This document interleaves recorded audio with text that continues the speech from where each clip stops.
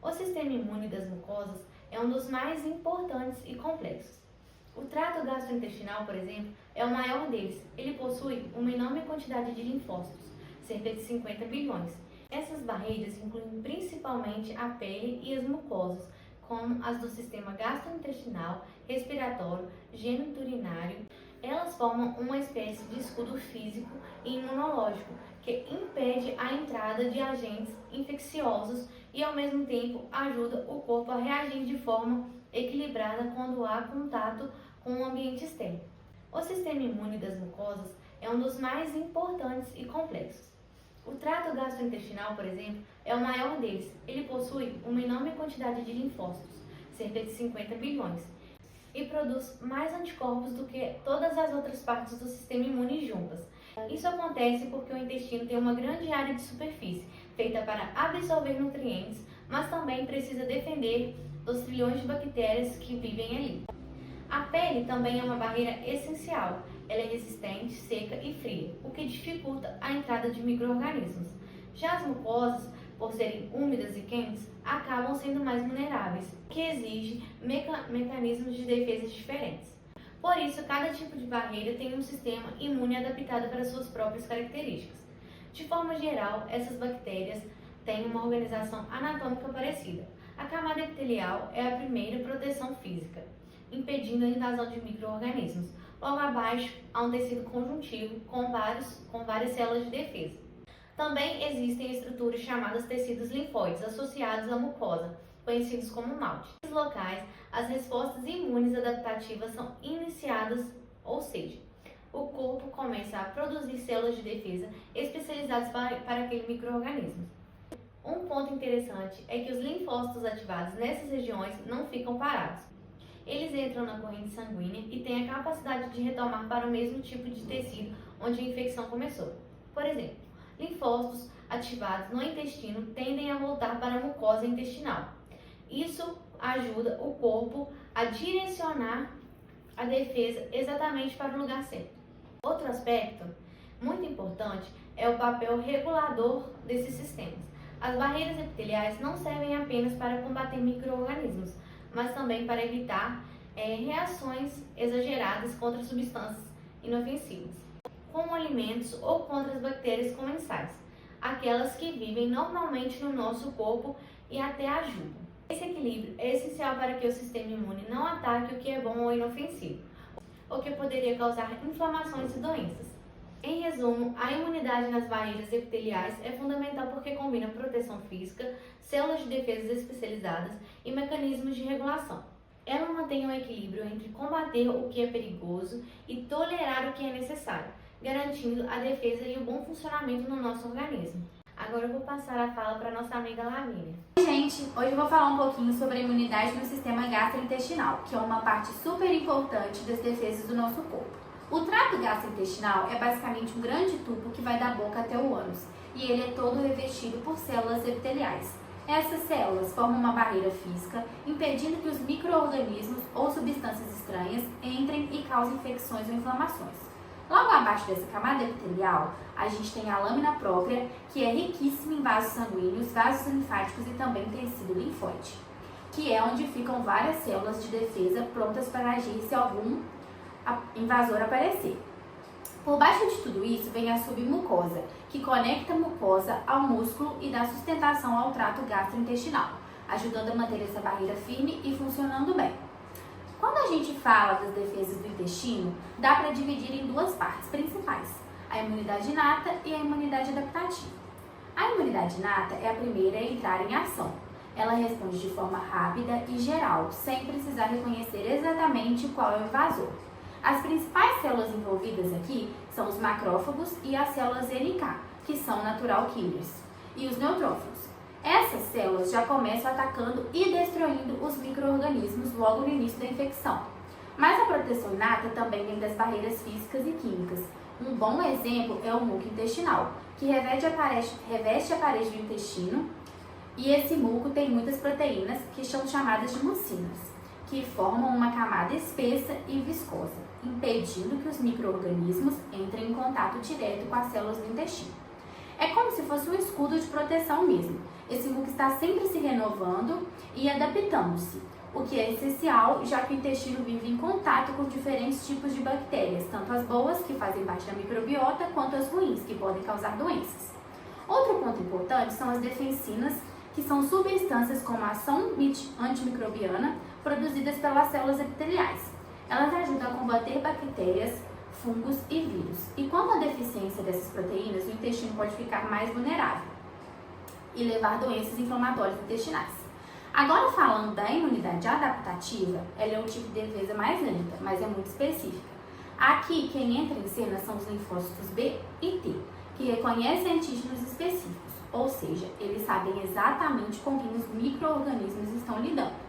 No intestino, essa resposta acontece principalmente nas placas de Peller, que são acúmulos de tecido linfóide na mucosa intestinal. A imunidade humoral, que é mediada pelos linfócitos B, tem a função de impedir que os micro-organismos consigam invadir o epitélio intestinal. E o mais interessante é que a imunidade adaptativa cria uma memória imunológica. Então, quando o corpo entra em contato novamente com o mesmo agente, ele responde muito mais rápido e de forma eficiente. Além disso tudo, existe também um mecanismo de regulação da imunidade, que é super importante para evitar exageros na resposta imune. Essa regulação é feita por citocinas imunossupressoras, como a IL-10 e a TGF-beta, que ajudam a controlar a inflamação e impedir que o sistema imune ataque o próprio organismo. Algumas células também têm receptores inibitórios, como a CTLA4, que servem para frear um pouco a ativação das células T, mantendo tudo sob controle. Esse equilíbrio é essencial porque o intestino está sempre em contato constante com alimentos e bactérias da microbiota. Então, ele precisa saber diferenciar o que é perigoso do que é inofensivo e reagir só quando necessário. Para resumir, o sistema gastrointestinal não serve só para digestão. Ele tem um papel fundamental na defesa do organismo. Ele precisa manter um equilíbrio entre se proteger de agentes patogênicos e, ao mesmo tempo, ser tolerante com substâncias e bactérias que são inofensivas. E é justamente esse equilíbrio que garante um intestino saudável e funcionando bem. Agora eu vou passar para minha amiga Larissa, que vai continuar falando um pouquinho para vocês sobre o sistema gastrointestinal. Dando continuidade ao que a Lavínia falou, eu vou falar um pouco sobre a tolerância oral e vacinas orais. A tolerância oral é a falta de resposta imune a antígenos ingeridos, que evitam reações contra alimentos e bactérias intestinais. Eles envolvem alergia, seleção de linfócitos e a ação de células reguladoras. Embora tenha sido estudado para tratar a autoimunidade e alergia, os resultados não foram eficazes. Porque quando o antígeno ele é administrado com estímulo da imunidade inata, ele pode gerar respostas protetoras, como nas vacinas orais e vírus atenuados, que ativam as células T e produzem imunidade adaptativa. Agora eu vou falar sobre o papel da microbiota comensal na regulação do sistema imune. A microbiota intestinal regula o sistema imune, mantendo um equilíbrio entre defesa e tolerância. Ela estimula a imunidade inata e adaptativa. Ela ajuda também no reparo da mucosa, na produção de IgA e na formação de células TREG e TH17. As alterações na flora por antibióticos, dieta ou doenças prejudicam a imunidade e favorecem infecções e inflamações. E a microbiota também influencia no risco de alergias e asmas, mostrando a sua importância para a saúde imunológica. Finalizando esse tema, eu vou falar sobre as doenças relacionadas a respostas imunes no intestino. As doenças intestinais imunes resultam de respostas desreguladas a bactérias comensais ou antígenos alimentares. E eu vou falar um pouquinho sobre cada uma dessas doenças causadas. A doença inflamatória intestinal, ela inclui a doença de Crohn e a colite ulcerativa, que são causadas por falhas na imunidade inata. Existe também a doença celíaca, que é uma reação imune ao glúten, que é uma proteína do trigo, que leva à inflamação e à atrofia às velocidades intestinais. Outra doença são as alergias alimentares, que têm como sintomas náusea, diarreia e até reações sistêmicas. Para finalizar sobre as doenças, existe também os linfomas de Malte, que são tumores de célula B associados à infecção crônica. Mas, com o tratamento correto, é possível regredir a doença com antibióticos. Passando a vez agora para a Duda começar o tema dela. Bom, agora eu vou falar sobre a imunidade em outros tecidos da mucosa, explicando como o corpo se protege em diferentes sistemas, como o respiratório e o geniturinário. Essas regiões têm papel essencial, que é impedir a entrada de micro-organismos, mas sem provocar inflamações que prejudiquem esse próprio organismo. É dessa maneira como acontece no intestino. Outras mucosas do corpo, como as do sistema respiratório, geniturinário e da conjuntiva, também funcionam como barreira de proteção. Essas mucosas precisam manter um equilíbrio entre defender o corpo contra agentes estranhos e tolerar os micro-organismos que vivem normalmente nelas, que são chamados comensais. O epitélio dessas mucosas produz um muco e defensinas, abriga células imunes e reconhece padrões microbianos, que permitem respostas rápidas e controladas. O objetivo é sempre o mesmo, proteger sem causar danos. Agora eu vou falar em específico sobre a imunidade no sistema respiratório. No sistema respiratório, essa imunidade é fundamental, porque tudo que respiramos, poeira, pólen e micro-organismos, passa pelas vias aéreas. A mucosa respiratória reveste desde o nariz até os pulmões e precisa reagir contra o que é perigoso, mas sem causar inflamações que prejudiquem a nossa respiração. A microbiota das vias aéreas é pequena e, por isso, o sistema imune precisa agir com cuidado, equilibrando defesa e tolerância, a fim de evitar doenças pulmonares. Agora eu vou falar sobre a imunidade inata. Essa defesa inata das vias respiratórias ela é garantida pelo epitélio ciliado, que produz muco e substâncias antimicrobianas. Esses cílios funcionam como uma vassoura microscópica, empurrando o muco com impurezas para fora do sistema respiratório. Quando esse mecanismo falha, como em fumantes ou em pessoas com fibrose cística, essas infecções pulmonares têm tendência de aumentar. Nos alvéolos, as proteínas surfactantes ajudam a reduzir a inflamação e os macrófagos alveolares fagocitam micro-organismos, mantendo o equilíbrio e protegendo o tecido pulmonar. Dando gancho agora, eu vou falar sobre a imunidade adaptativa no sistema respiratório. A imunidade adaptativa depende principalmente dos anticorpos IgA, que impedem que vírus e bactérias se fixem nas vias respiratórias. Também tem o IgG e o IgE, que esse último é muito importante nas alergias respiratórias como asma e rinite. As células T são ativadas por células dendríticas e produzem respostas específicas contra tais invasores. Assim, o sistema respiratório combina a defesa eficaz com o controle da inflamação, garantindo uma respiração saudável. Por último, vou falar sobre a imunidade no sistema geniturinário. No sistema geniturinário, a principal barreira é o epitélio mucoso, que secreta muco e abriga várias células de defesa, como macrófagos e linfócitos. A IgA é o principal anticorpo dessa região, mas a IgG também tem papel importante. Essas imuglobinas ajudam a impedir a entrada de micro-organismos e a manter o equilíbrio total da flora natural. No trato genital feminino, certas características, como a espessura do epitélio e o tipo das células imunes, podem aumentar a susceptibilidade a infecções, como o HIV. Mesmo assim, o princípio continua o mesmo, que é proteger o corpo sem gerar inflamações desnecessárias. Em resumo de tudo que eu falei, as mucosas do nosso corpo são verdadeiras linhas de defesas inteligentes. Elas agem com rapidez, reconhecem o que é perigoso e sabem quando é melhor tolerar o que é inofensivo. Cada sistema, respiratório, geniturinário ou digestivo, tem as suas particularidades, mas todos eles trabalham juntos para manter a integridade e o equilíbrio do organismo. E é justamente essa harmonia entre defesa e tolerância que garante a nossa saúde todos os dias. Agora, para dar procedência no nosso trabalho, a Luana vai falar um pouco para seguir para o nosso próximo tema. A pele é o maior órgão do corpo humano e tem uma função muito importante, que é proteger a gente do ambiente externo. Ela é formada basicamente por duas camadas principais, a camada epiderme e a derme. A epiderme é a parte mais externa, que a gente vê e é composta principalmente pelos queratinócitos, que formam uma barreira física contra micro-organismos, produtos químicos e radiação. Já a derme, que fica logo abaixo, é mais espessa e tem vasos sanguíneos, terminações nervosas, folículos pilosos e glândulas.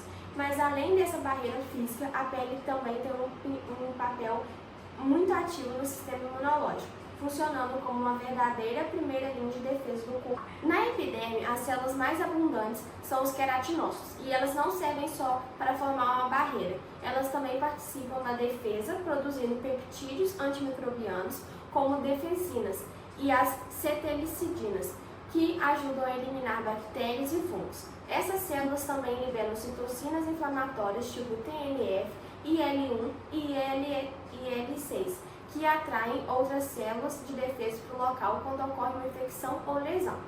Outra célula super importante é as células Langerhans, que é um tipo de célula dendrítica que fica na epiderme. Ela age como uma sentinela, capta os antígenos, que são substâncias estranhas, e leva-os para os linfócitos, ativando os linfócitos T. Na derme, a gente também encontra macrófagos, mastócitos e outras células dendríticas, que também trabalham em conjunto para manter a imunidade da pele funcionando direitinho. Os linfócitos T têm um papel central nessa defesa. A maioria das células T que ficam na pele são linfócitos de memória, ou seja, eles já lembram de agentes infecciosos que o corpo encontrou antes e conseguem responder bem rápido se acontecer uma nova invasão.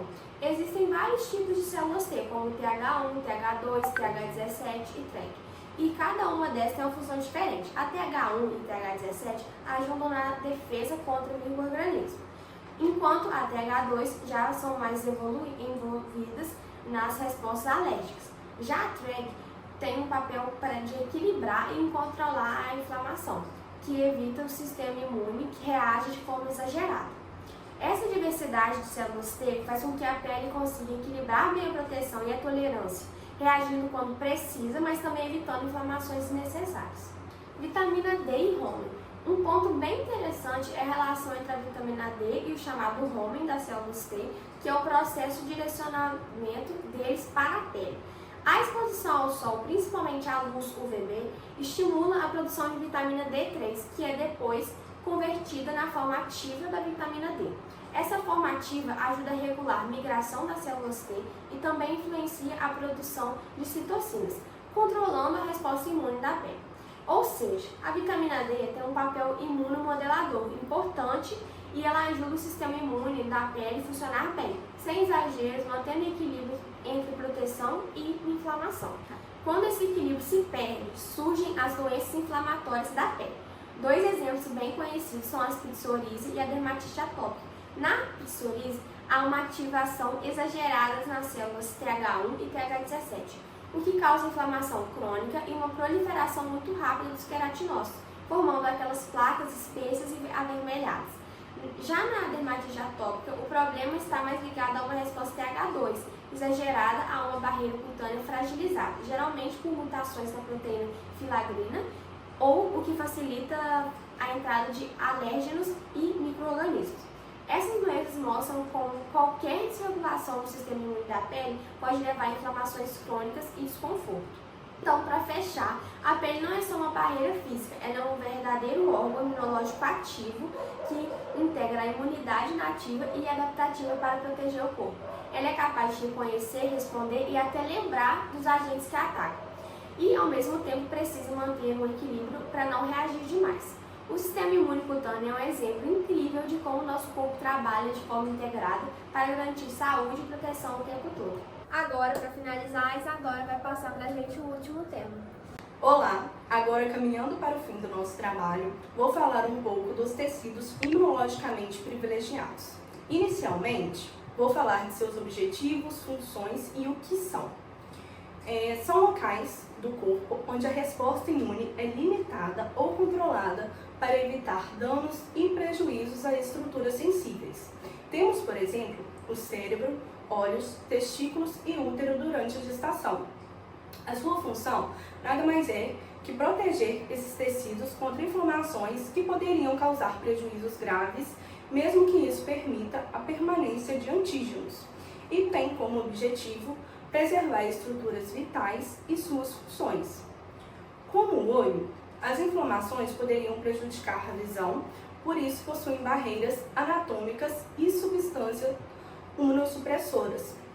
No cérebro, a barreira hematoencefálica, que impede a entrada de muitas células e moléculas do sistema imune, protegendo o neurônio de inflamações, onde pode causar sua morte, que no caso são as lesões neurológicas.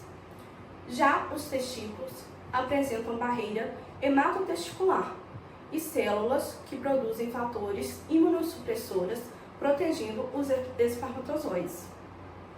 E o feto tem um ambiente imunologicamente controlado, assim impedindo que o sistema imune materno rejeite o feto, que contém material genético parcialmente diferente da mãe. Agora, para finalizar e melhor fixação do conteúdo, falarei as curiosidades principais sobre os tecidos imunologicamente privilegiados, que no caso, como dito anteriormente, são o cérebro, os olhos, os testículos e o útero na gestação. e tem proteção especial contra o sistema imune. O olho possui barreiras que impedem inflamações e preservam a visão. O cérebro tem comunicação controlada com o sistema imune por vias especiais. Já o testículo protege os espermatozoides da destruição imunológica. O feto não é rejeitado pela mãe graças à tolerância imunológica da placenta. Então, esses locais podem receber enxertos com menor risco de rejeição. E se essa proteção for rompida, podem surgir doenças autoimunes mais graves. Esses locais são usados em transplantes experimentais. No caso, os tecidos imunologicamente privilegiados, como o segmento anterior do olho e o cérebro, despertam grande interesse na medicina. Pesquisadores estudam a possibilidade de implantar enxertos, células-tronco ou tecidos nesses locais com menor risco de rejeição, aproveitando a resposta imune mais controlada. Esse privilégio ele pode abrir caminhos para tratamentos regenerativos e transplantes mais seguros, principalmente em áreas onde a rejeição ainda é um grande desafio. É um equilíbrio mais delicado. Apesar da proteção natural, esse privilégio não é absoluto. Quando ocorre uma infecção, um trauma, uma cirurgia ou inflamação intensa, as barreiras que mantêm o isolamento imunológico podem ser rompidas. Nesses casos, o sistema imune passa a reconhecer os antígenos desses tecidos como estranhos, desencadeando reações autoimunes mais graves, como a encefalite autoimune, uveíte, que no caso é no olho, ou até a infertilidade masculina, por destruição dos espermatozoides. E no caso, isso mostra que o equilíbrio entre a proteção e a resposta imune é essencial para a saúde desses tecidos. E esse foi o nosso trabalho. Obrigada por assistir. Aí, Fabrício, foi na minha casa que moro sozinha. Temos que pedir delivery, porque não tem minha mãe pra cozinhar, não. Pode falar? Boa noite, gente. Meu nome é Lívia. Não é boa noite. É verdade. Onde a infecção volta, onde a infecção Começa começou. de novo. E eles entram na corrente. O sistema gastrointestinal. O trato gastrointestinal. Gente, não vai dar. Não vai dar. Não vai dar. Não vai dar. A gente tem que dar uma porra de palavra. É difícil, vocês não viram? Minuto 75. Já. Logo abaixo, esse epitélio. Esse não é desse. Mas não faz diferença. Eu vou falar um pouco sobre a tolerância.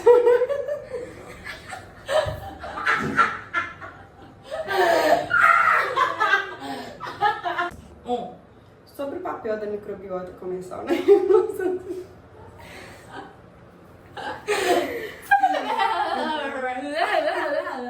De novo, vai. Tá. Outra doença, pode falar assim, Du? Pode. Como é que você vai editar tudo depois, tadinho? Vai dar certo, vai. Vocês pagaram isso? Ah, as meninas estão conversando. E tolerância para evitar gaguejei. Tá, então. Pode ir. Oi, gente. Não, eu olhei pra você, tipo assim, como se eu fosse. Oi, gente. Tudo bem? Você tá bom? E de que participam da defesa. Ah, não, ficou ruim. Mano, é. Começa de novo. E Sim. Vai passar, vou passar. Protegendo o neurório. Peraí, gente. Por isso que eu Mas se perguntei. fosse pra fechar, Então, assim, por isso que eu